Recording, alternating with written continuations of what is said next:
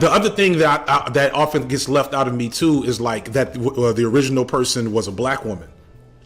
And one of the things that I've been looking to like think more about, I actually tweeted something this morning that kind of illustrated this, because I was talking about the new Game of Thrones show. I don't know if you've been watching. Oh, I think I saw your tweet too. Yeah. And I was like, they're trying to say something about patriarchy, but they're failing at it. And I don't know why. Anyway, I guess kind of what I'm getting at is like, specifically, like, as you deal with sexism and, you know, like your experiences as a woman, pre and post Me Too era in Hollywood, like not asking you to speak specifically on like black women's experiences, but also like, how do you think your experience as a white woman specifically has like informed like all of that? You know what I'm saying? Yeah, I mean, I think it's so relevant. I think it's relevant to say that I was also like a late comer to feminism. Like I was still in college being like, I'm not I, I'm a cool dude. I'm just one of the guys. Yeah. Which, I mean, like, I'm similar, by the way. Like I feel like I was more progressive than a lot of my peers, but I didn't start getting into stuff like a lot of this stuff until I was a parent, because then I was like, I got to start thinking more critically about what I'm going to pass on to my sons, and that's what brought me to a lot of like gender theory, etc. But go ahead. Yeah, I mean, yeah. So my impression of feminism, growing up, you know, like I had a wonderful dad who's always like, you can, you know, be anything. So like, I felt very like empowered in many ways. Like my dad did all the cooking, my mom handled the finances. So even my like role models were very like traditionally gender bent. And so, you know, and when you're a kid, you think everything's kind of normal. So I just figured, you know, some people were sexist, you know, I thought, but I was like, but not I, and it doesn't affect me. I'm a little tomboy, you know. And it wasn't actually until, this is all to say. So, per backstory, I'm from outside of Chicago in Michigan. So I don't know if you know, like that so they area. got the glove. So you're like right around here. Detroit. Yeah. Okay, like Kalamazoo. Yes, yeah. So around that area. And I actually lived in the village below two towns that I think still to this day are the two most segregated towns in America. One town is like 90% white, and then literally there's a bridge. And on the other side of the bridge is like 98% Black population. And there's a book written about it. If anyone's curious, it's called The Other Side of the River. Oh, wow. So, but all to say, so I grew up with a very, racism felt very like present danger, in that, like the first friend I ever made in like junior kindergarten was a Black girl, and I was like 3. And that's the first time my mom explained like racism to me, you know, like just in case it came up or, you know, which is very funny. And I also realize now that's part of why people are like, don't want to teach this in class, because it is very effective. Yeah, it requires, I mean, that's such a layered activity, you know, when you were like, one thing we did as parents, because my kids are in a diverse school environment and like around a variety of children. We go to like a school that's probably about like 50 or a little more. Yeah. And so what we would do is, and I don't hold shit back. Like if you're gonna be around my kids, I'm a G-check you when I see you on racism. We're gonna talk about racism just casually, and I'm gonna just pay attention. And so what we would do, we would come to birthday parties and we would give Black books. We would give we would go to like if you were white or if you were not Black, we got you a Black book for the kid's birthday. And I wanted you because one, that's actually good. I'm doing you a favor, number one, because I'm helping you do some of the work that you may or may not be equipped to do yourself. But also, I want to see how you respond, because like if you're a kid or you don't understand that should be perfectly normal to read a children's book that doesn't have a white main character, then my kid may not come to the next birthday party. right. And I bet the parents' reactions too. Right. The best I got was thank you. I'm like, all right, cool. That'll work. We'll see how this happens after the fact. But go ahead, I'll cut you off. Oh no, not at all. Yeah. So all to say, and I, this takes me into high school, which is when I first started reading kind of like, higher level like writing. I remember studying poetry. I hated reading poetry from like all these like Emily Dickinson. Yes. And I was like, this moves me nothing. So one of my English teachers, she's amazing. Shout out to all teachers. We love them. We need them. I was an English teacher. Oh, okay. Well, you guys would have loved each other. Mrs. Simmons was her name. She was a white woman, but she's married. Her husband's black. And to this day, I owe her so much. But literally all of the time, she would bring race into every conversation about every book, and like, thank God she did. Because, as I said, we lived in a very like racially tense area. Just from like the geography of people. So yeah, I mean, she would tell us all the time, like, do you know how many times I've been pulled over and a cop is like, ma'am, are you okay? Are you being kidnapped? And she would have to be like, no, this is my husband. Her daughter, actually, she's awesome. I was in the theater program with her, and she's so talented. And she got like, one of the princesses awards, or, she won a big pageant, and the racist vitriol that was shoveled her way was just terrible. But all to say, she started to give me Maya Angelou, Langston Hughes. The first time I read a Langston Hughes poem, I was like, oh, like, this is poetry that like speaks to me. And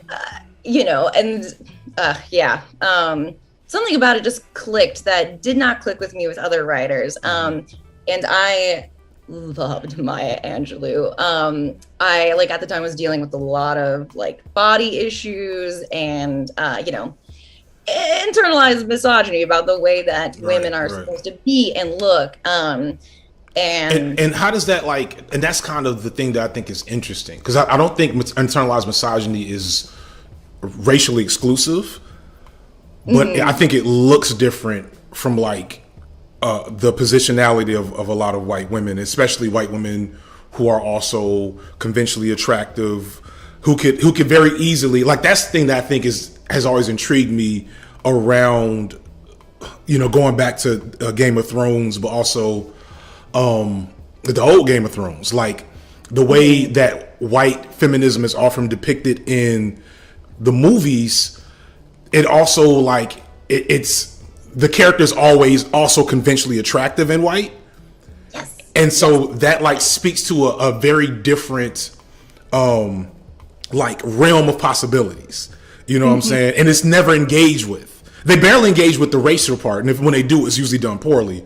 But then, like, you also have to think about how, I think was Gloria Steinem, who, may or may not have been a government agent at different points in time. She was more known for being attractive. She was an attractive feminist. You know what I'm saying? Which was just like this. It's like dismissive on multiple levels. And so yeah, like when I think about what it must be like in Hollywood to be in the middle of MeToo in a traditionally, feminine white body, like where those intersections disappear just based solely off of the fact that you haven't had to like dive into them every time, and then like how that lets fuckery keep going. Like maybe so MeToo was started by this black woman, and and it greatly got like what people, at least this is my memory, and I'll let people in the comments clarify for me, but like I think Me Too really started. So the black woman started, I don't remember exactly when, and then Cosby and R. Kelly's stories bubbled up to the surface. But that felt like more intercommunal. And then not long after that, it became Trump and what's the dude's name? Weinstein. Ah, yes, yeah. And so that was when it got to like fever pitch, which was good because it did create, it helped create the movement, but it also kind of typified the problem outside of that white feminine box. You know what I'm saying? Yeah, there are so many insidious things about whiteness as a concept and white feminism, which we can so white feminism as opposed to intersectionality. Yes.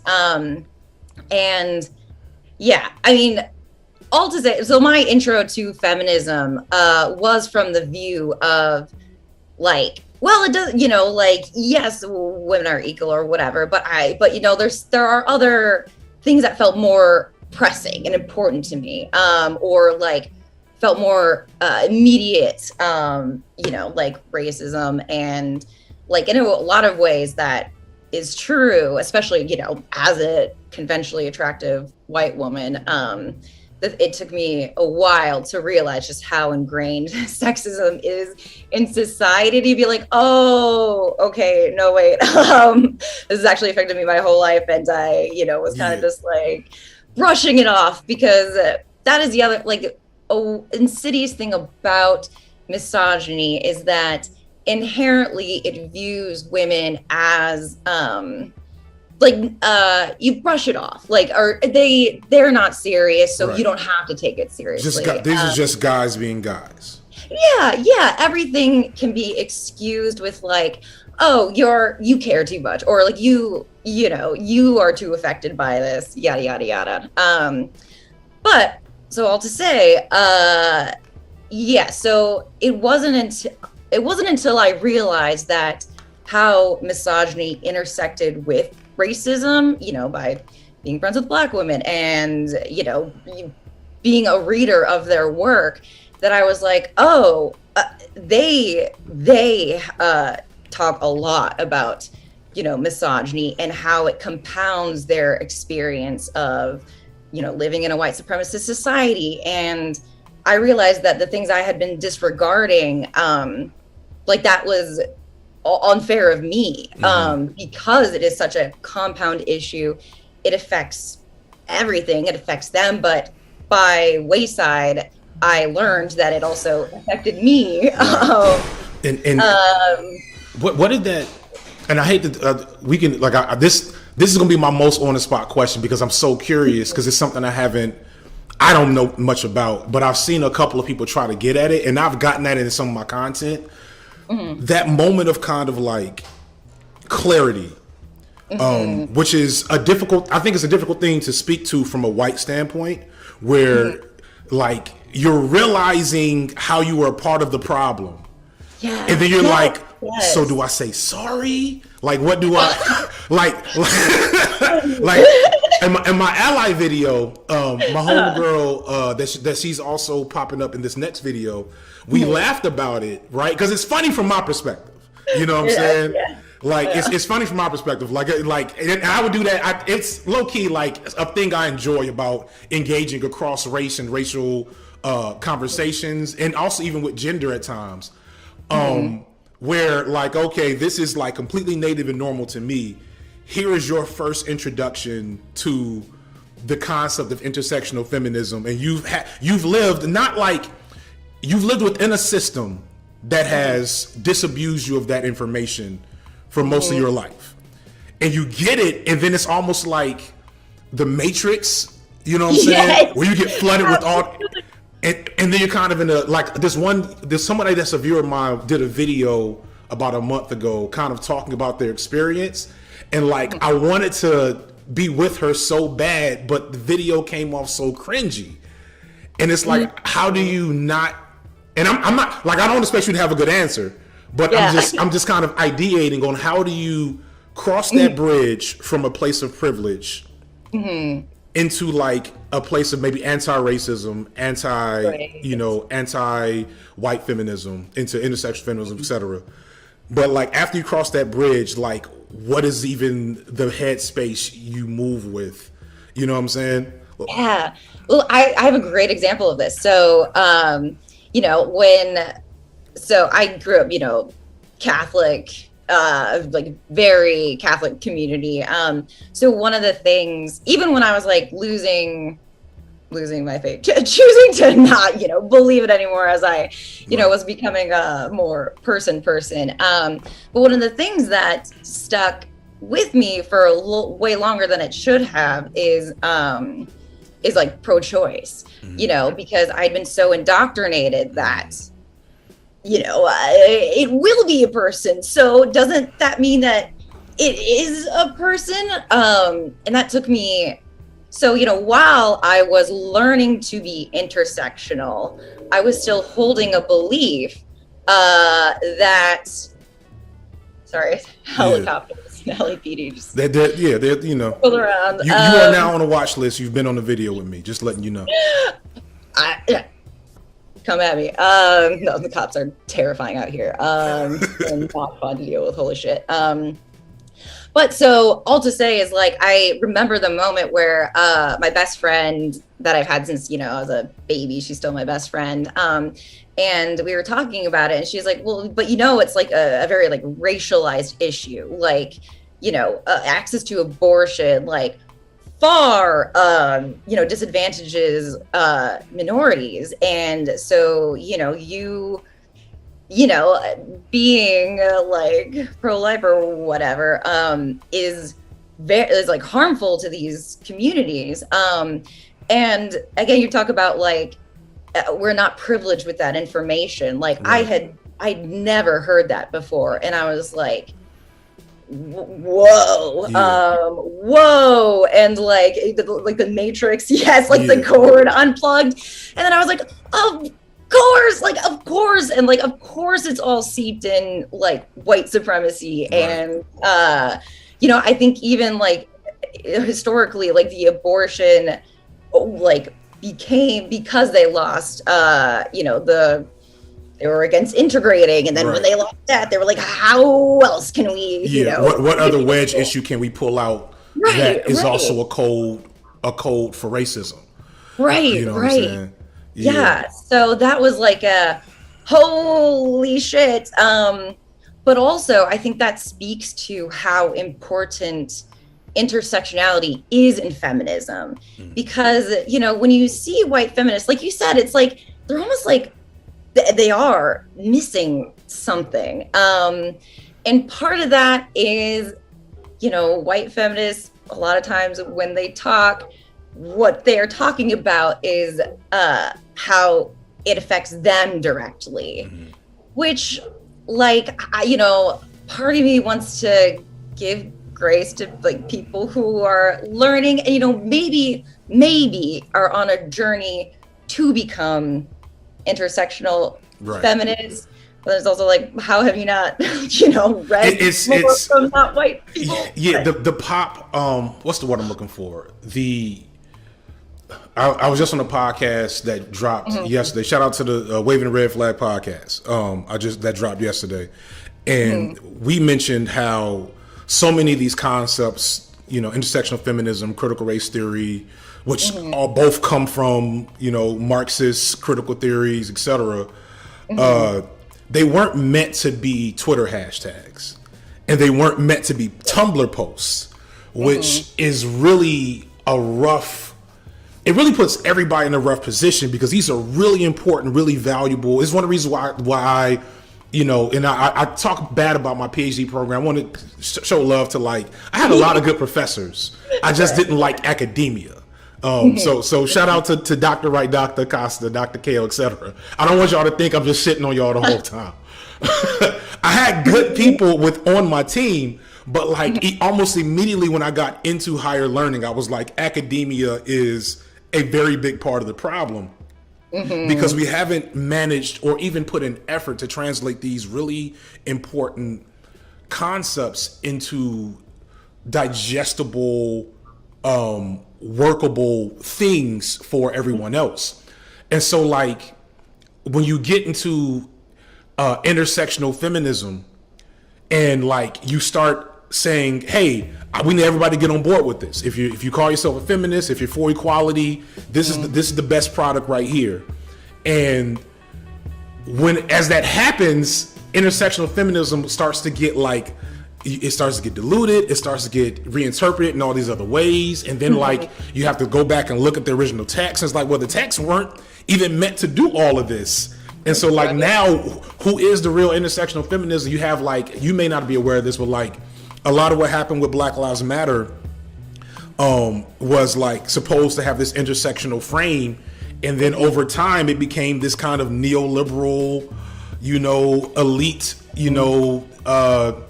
thing for like getting. They were doing the campaigning with Joe Biden in 2020, and it's like that's not like an awful thing to do if you're into activism, but it doesn't make sense from the standpoint that y'all started from. And so that's why I can't imagine if I'm just like some of the friends I'm sure you're talking about, and you've had experiences with Black women, you've had experiences in Black literature, and now somebody presents to you Pat Hill Collins and says, "Figure it out," and you're like, "All right, but can I do it quietly? Can I do it over here?" Yeah. You know what I mean? Go away in a cave for a minute. Come back. And speaking of academia, one of my, so I studied theater, and when I was finally cast in one of like the main stage shows, I was very excited. It's also an incredible play. This is another, if anyone, just like wants to read something amazing, it's a play called Trouble in Mind. And it was a visiting Black director. I was one of the only white people in the cast. And I basically play a white feminist. So the story is, it is a group of actors in the 60s, and they're putting on a play, which is not a real play, but it's like an older play, and all the Black characters are stereotyped, and so the main protagonist, played by my friend Janice, she's an amazing actor. It's like about this okay, I want to stay employed, but I am a human being, and this text did not write me as a human being, and there's another woman that's like, just don't screw this up for us, just like just do the play, like, just do the play, right, do the play. And it's an incredible play. Apparently it's between this and The Color Purple on Broadway, and they picked The Color Purple because Trouble in Mind is a lot more challenging. Yeah. yes. And our director, he was amazing. That was like his first like speech, was like, this was the play that they were too afraid to put on, which is true, because it felt very like it was like, they are dealing with that now, as to this day. But so I played a like white feminist character who like came in and ends up, having a crush on one of the, other younger Black actors. And I auditioned and I started playing her as kind of a ditzy, like, she doesn't know she's, very privileged. So, and the director was actually the person who was like, okay, but like, what else is there for her? And I was like, what do you mean? I was like, what do you mean? And he's like, yes, like that is an element of her, but like she's also like a person. He really like pushed me, I guess, to find more humanity in her than like even I was willing to give her. That actually makes a lot of sense, because one of the things when I get into like certain conversations around race and racism, the thing I always try to start with is not creating too much cognitive distance between you and the problem, or the people that represent the problem, which is, I think, what so much media around race that hits the mainstream does, because it requires that the white people watching can get a cathartic release from what they're watching by saying we are not like them. And so he was pushing to say, no, like, I want you to find a connection between her and you. Yes. And I could imagine. Is this why, like, let's switch gears for a second. How can I'm trying to get into a writer's room.